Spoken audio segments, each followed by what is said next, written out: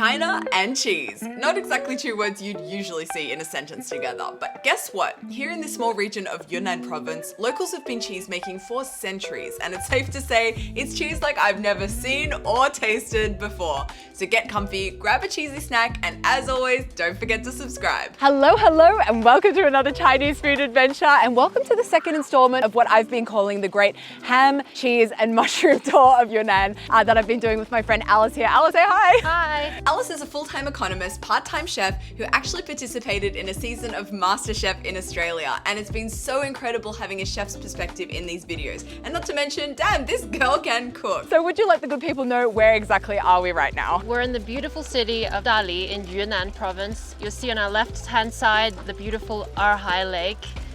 It's about 120 kilometers in circumference. It's huge. It's so huge, so it really makes for a good day of cycling. It's actually the perfect place to cycle because you've got these dedicated cycle paths, you've got all these villages that you can meander through on the way. It's really just gorgeous and so peaceful. What do you think? I know, I feel like I'm on a tropical island, even though we're nowhere near the sea. No, we're really not. Well, unless of course you count Lake Erhai here, but I have to say it does somehow have a tropical, almost Bali-like vibe with all the rice paddies and gorgeous home-style accommodation peppered around the lake. I don't know, when I arrived I felt this sense of peace and relaxation, and I think it has a lot to do with the fact that you've got the mountains on the right, you've got the lake on the left, you've got the Rushan, Shui, literally one of the main principles of feng shui. It's very good feng shui here, is all I can say. Another thing you should know about Dali is its full name is actually the Dali Bai Autonomous Prefecture, and 80% of the Bai ethnic minority actually call Dali home. So it's a great place to get in touch with the local culture and wind your way through these gorgeous white villages built in the Bai style. Bai, funnily enough, means white, but we learned earlier this color and building serves more of a practical purpose. 为什么很白？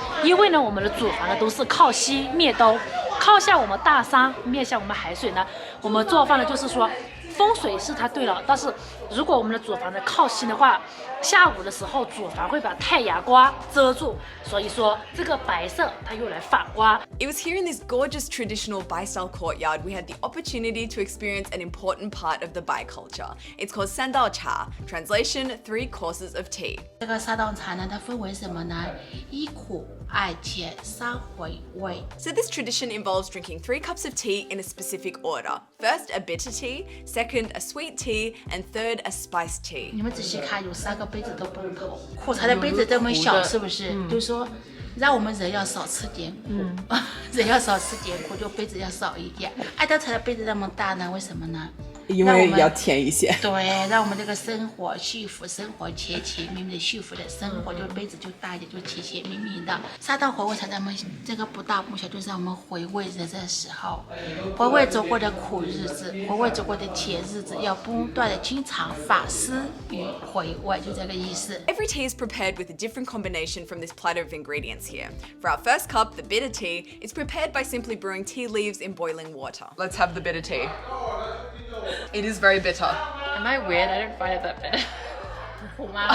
Maybe you've had bitterness in your life already, you're used to it, I don't know. 已经吃苦了。 For me this is bitter. Sorry. So maybe I've just like had a bit of a soft life. Oh no. At least it's a small cup. But it's okay, because the next cup is going to be oh so sweet, brewed with ginger, licorice root, and 2 big chunks of brown sugar. Interestingly, we also directly added to our cup here some Rushan. It's the local cheese product, the product this video is essentially going to be about. But I have to be honest, I didn't expect to see it so early, and let alone served in tea. Along with the cheese, we also added some walnut shavings. Wow, what a combo. Wow. 谢谢. Bye-bye. Sweetest moment ever is coming just as we're about to have our sweet tea. I feel like this means something. And what are the odds you're not going to find this one sweet? I'll probably find it bitter. It's very sweet. For me. It's sweet, but it's not overpoweringly sweet. It's like a Chinese kind of brown sugar sweet. It's a brown sugar sweet, and I also find it interesting those pieces of the Rushan in there as well. It adds like somewhat of a saltiness. A salty, creamy overtone. And last but not least, our reflection tea, made from ginger, cinnamon bark, and Sichuan peppercorns, which intrigued me, as well as a few spoons of local honey. Oh my gosh, that's my favorite. That's my favorite one. It's cinnamony. It's cinnamony and sweet and gingery, so it's giving me this warmth in my throat. And the more it cooks on that stove, the more the taste of that peppercorn comes out. And at the end of tasting it, you get this amazing buzz on your tongue. It's a Wow. Can you feel it? I can. Never thought about putting peppercorn in my tea before. Inspired. It really wakes you up. After our tea experience, they brought us a little snack of our kwai, basically pounded rice cake and some spicy furu, fermented tofu. We were instructed to grill the our kwai, then spread some furu on top. It was really nice that our kwai is soft but has a resistance to it, and the furu is salty and spicy. But Alice, the chef she is, wanted to take it one step further. I want to get a piece of this arquette and then add the Rushan cheese, shredded cheese, and make a pizza. Never before tried. You see a stove and you're like, what can I make here? Oh, that was crunchier than I thought it would be. It kind of surprised me. Oh my gosh, it looks like a pizza base. Wow, okay, that's why there was a crunch. Okay, your turn. It's really good. It's good? Yeah. It's really good. It's cheesy, it's crunchy. A little bit of spice. Oh my god. I know. Visionary. Okay, I think this is our sign from the universe to start getting stuck into the cheese topic and learn more about this Rushan and the other ways it's used here in Dali. For that, we're cycling towards the ancient town of Xizhou, but our travels weren't without obstacles. Incredibly, we have been stopped at a crossing for trains. And whoa, yeah, luckily we got the warning. That is one fast train. It really just comes out of nowhere, you know? Death by slow train. Never happens, guys. Anyway, it probably goes without saying that Xizhou is one of the more touristy towns in the Dali region and attracts a heavy stream of visitors every day. Wow, this is so busy in here. Wow, it got busy all of a sudden. So we've kind of been in and out of more like calmer, less touristy villages this morning on our bike. And I think that's the advantage of having the bikes, that you can really explore in and out and kind of see the real vibes. This is definitely more touristy, a lot of people here. Clearly tourism has contributed to these beautiful storefronts, right? They've done a good job in the decoration and everything. Not to mention so many cute cafes. I think that's like the pros and cons of tourism. On one hand, you kind of take away a level of authenticity, but at the same time, it's like preserving somehow and like ensuring that it'll continue. Like people will continue selling their handicrafts and selling their local products because there are people here to buy it, and it somehow preserves the culture. So it's, I don't know, it's kind of a two-sided coin, I'd say. Anyway, the reason we've chosen to come here is we figured more people, probably more cheese, because you know what people like, cheese. Turns out it was some sound logic. Pretty much every corner had a vendor selling this Rushan, the same cheese we had earlier, but now the name of that cheese is making a lot more sense. So Rushan means milk flag, and now we're seeing it in its entirety. You can definitely see how it looks quite flag-like. 这个就是特色，还有这个是最特色，这个呢是最元老的烤法，这个是新的做法。 So on our milk flag here, she's adding some blueberry jam, and for our crispy, more traditional one, she's adding the popular rose petal jam that you'll see for sale pretty much everywhere here in Dali. And then they twirl it up, kind of like a crepe. I also saw iterations of this made with chocolate syrup and condensed milk, so it's definitely giving me pancake energy. When I saw her making it, it actually started to make me quite excited to try it because it reminded me of a crepe, and I thought, oh, got that jam going on there. It made me start craving pancakes. But to be completely honest, when I smell this, it smells nothing like a pancake. Like milky, a bit sour, yogurty, not cheesy. It doesn't remind me of cheese. It's like, it's like a very intense milk smell. It was gamey. Yeah. So I guess I'll give it a go. Go ahead. Oh wow, it's hard. Oh, it's very tough. Oh gosh. Oh. It's like leathery. Do you like? I like the jam. I like the blueberry jam. The texture, it wasn't what I was expecting. I expected it to be softer. It's kind of like jerky meets fruit roll. That is so true. It's like roll-ups, like school. The ones that we had in the school lunchbox. Good to experience. Different concept of cheese. It's interesting. Let's see if this will be interesting. This one is it's been like deep fried and it's got some rose jam on it. So she said this is the traditional way of doing it, which I thought was interesting. I thought so too, because I'm usually seeing this on the street more than I'm seeing this. This is like the new way of doing it. You know what? It looks kind of like a youtiao. I like this. Is it? I think it being deep fried adds an oiliness and a saltiness that contrasts kind of nicely. I like that much better. Oh. Okay. Yeah. Giving me donut vibes. It definitely does give me donut vibes, and it takes away from the intensity of that milky flavor. I keep coming back to this. How do you think they actually make it? And you guys know me, where there's a question, I've got to get an answer. So the next day, Alice and I paid a visit to a local Rushan production site. I was really interested to know how this is actually made. So I found online a place where they're actually making the Rushan fresh. So I'm interested to see the process. They've got a lot of products for sale here, not just Rushan actually. They also have yogurt here, they have milk here that you can buy fresh. This room is where they are packaging the milk and also the suannai, the yogurt. I mean, you can just imagine the smell. It's creamy, it's milk. It's a milky place. And this is where things get interesting. This is the Rushan room. And the first thing you notice when you walk into this room is all of this drying Rushan here. And having seen how it's served on the street, it makes sense that this is how it's made and how it gets its flag shape. Anyway, over here they're actually making it, and it's this is the point where I'm going to be handing over to Alice because she knows a lot more about cheese than I do. What's interesting is that it follows the same principles of making cheese. So first you've got your raw unpasteurized milk, and they've got cow milk in this case. And then you've got some kind of acidic agent or a coagulant, and it's traditionally rennet or lemon or vinegar, but here they use basically fermented whey. So the leftover water product from the milk, when they make cheese, they let it ferment and they produce this acidic agent. And so then what she does is she heats up that rennet, that fermented water, and then she adds it to this raw unpasteurized milk. She then basically, they separate the curd from the whey. The curd is that milk solid product, and the whey is the water byproduct. At this point, it's then possible to shape it into a very soft, shiny ball of cheese, which is then flattened, rolled onto this stick, to then be rolled onto these long poles to give it that fan-like shape. And then they basically let it sit outside in the sun to dry, and you get this beautiful dried cheese skin product, which is amazing. I was interested to hear more about how and why this cheese is made in this region. So I asked the mother of this family business, who has inherited this skill of making Rushan from her mother, as her mother did before her. 以前老古辈子我们就做不到，从我奶妈教我妈妈教我教他们几次没这种。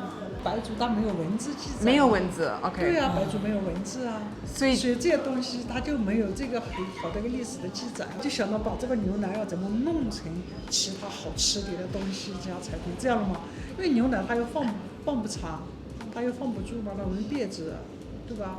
所以可能就古人还是我猜想嘛，只能是可能也就是还是动脑筋，怎么弄，可能做了很多的实验了嘛。 And talking of interesting ways to prepare this milky cheese, enter Rushan Tuotuo. It's made pretty much the same as what we just saw at the Rushan production site. That rennet, the acidic agent, is first heated up in a wok. Then that fresh unpasteurized milk is added. Then it's mixed together until the milk starts to curdle, the curds are drained, and then she begins to shape it into a soft ball of cheese. 谢谢。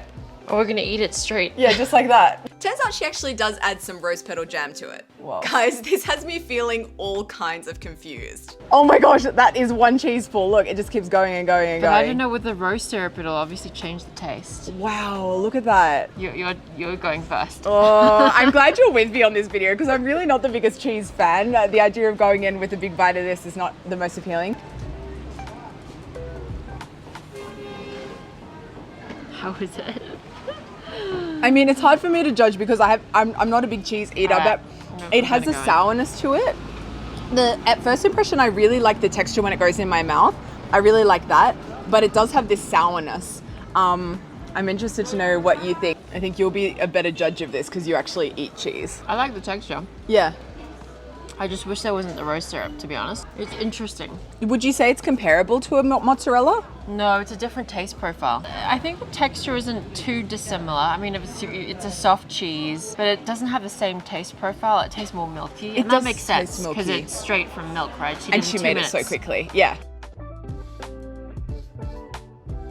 We've now been walking around for about 5 minutes or so, and I just asked Alice, do you still taste it in your mouth? I still taste that milk in my mouth. It's a taste that won't go away. Okay, I have to be completely honest, not my favorite thing. I don't know whether it's because I'm not the biggest cheese person. Honestly, do you like it? I don't. I mean, I much prefer mozzarella or burrata any day, and I think the thing with those cheeses is that because they've been allowed to rest for a bit, the milky taste starts to, wane. Yeah. And I think because this is made so fresh, you get that milk punch. I do find it really interesting that this exists, and it exists completely outside of Western influence, and you do have a lot of similarities, like the look of it, kind of how it's done with the acid and the milk, but also a lot of differences now that we've tasted the raw product. I think it's quite fascinating. Yeah, it makes sense because, a lot of these cultures needed to figure out how to make the most of their cow's milk and, how do you store it for long periods of time? You can't store it as milk. You need to preserve it as cheese, basically. What was that fact you were telling me the other day about Genghis Khan, about his horse? Oh, yeah. So there's this historical theory that one of the reasons the Mongolians were so successful in conquering lots of different countries and regions was the fact that they literally carried their food with them. Their horses would be their source of protein and iron. They would drink the milk, make cheese, drink even the blood of horses to give them energy. It was like their version of what do you call those drinks? Like energy drink. Red Bull. A Red Bull. So as a result, the Mongols were just really fast, effective, conquerors. But all things said and done, my favorite iteration of Rushan today was, funnily enough, Alice's little Rushan pizza. But while we're on the topic of pizza, would you know it, Xizhou town here actually has their own variety of local pizza. It's called Xizhou Baba. 我们叫它喜洲披萨。中国有自己的披萨啦。It even slices like pizza. So it reminds me immediately, smells and reminds me of tomyobing, like scallion pancake. But it's kind of more like a focaccia texture.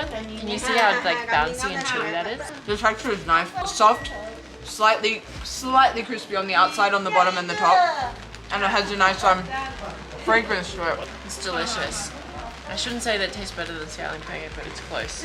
Wow, I mean, you're from Shanghai, so that's really saying something. The tomyobing is like a Shanghai staple. Now that we're all carved up, it's time to leave this Xizhou village and head northward. Watch out, go ahead. Oh!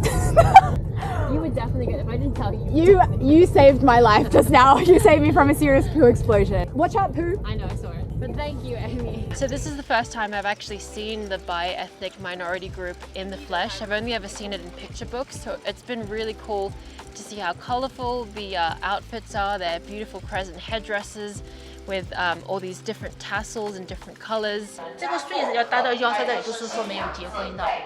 现在我们这组是结过婚的。白族服装以白色为准，但是现在不说这个说法。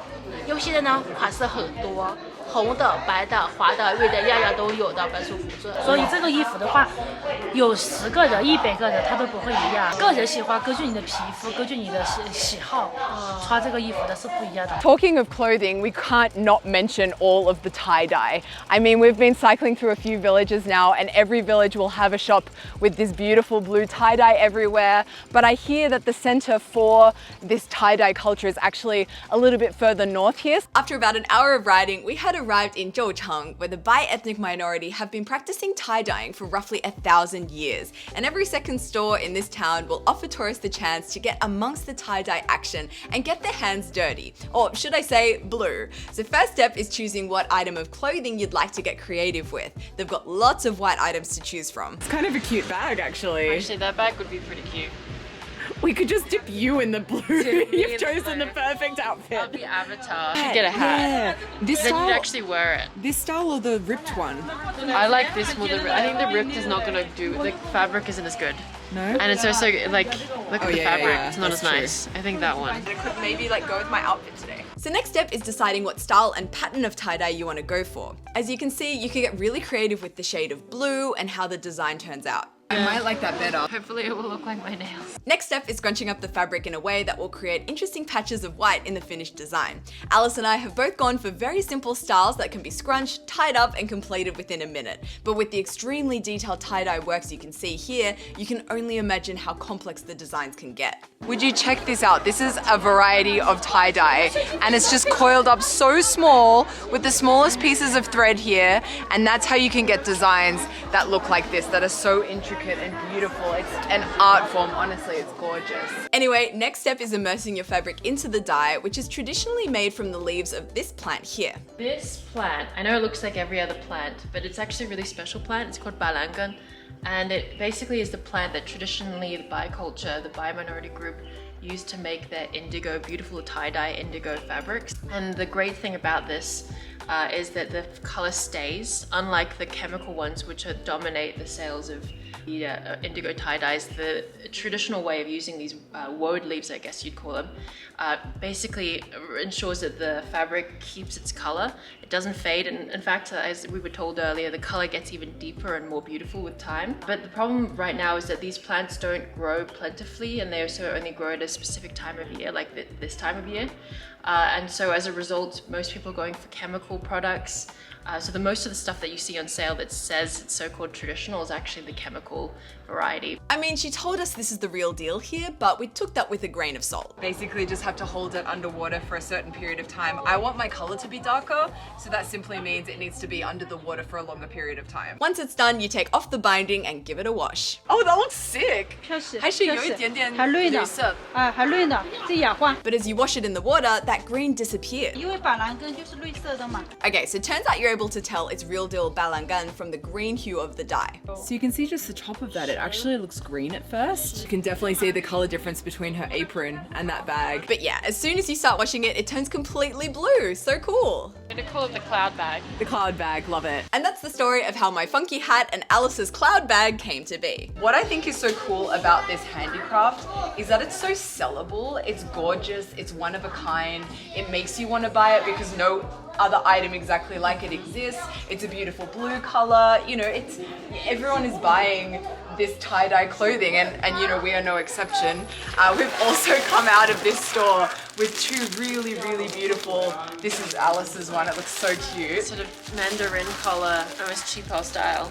And I got like more of a, what do you even call this, an overshirt? Oversized shirt. Yeah, it's just so gorgeous and I don't know, you come here and you just want to buy stuff. I know, and it's so cute, I think how they've integrated kids with it, so we saw so many kids making things. Yeah. DIY, and I learning think how to do it, passing on this intangible cultural heritage. Yeah. It's important. I mean, what do you guys think of my hat? I love it. How's it looking? The best looking tie-dye hat I've seen around. Honestly, I have to agree with you. I've seen a couple of other tie-dye bucket hats and mine is somehow just giving something that the others are not. I'm really proud unique, of it. just like you. And you've got your cloud bag in there. Can you see it, guys? Beautiful Coming bag. in the store near you, the cloud bag. But yeah, thank you guys so much for watching this video. As always, don't forget to like, comment and subscribe. And Alice, let the people know where they can find you on social media. You can find me on my social media handle, AliceSQHan, for more cooking. And make sure you stay tuned for next week's video where we are going to be getting headfirst into the ham culture here in Yunnan. And oh boy, it is a good one, so stay tuned for that and we will see you next week. Bye!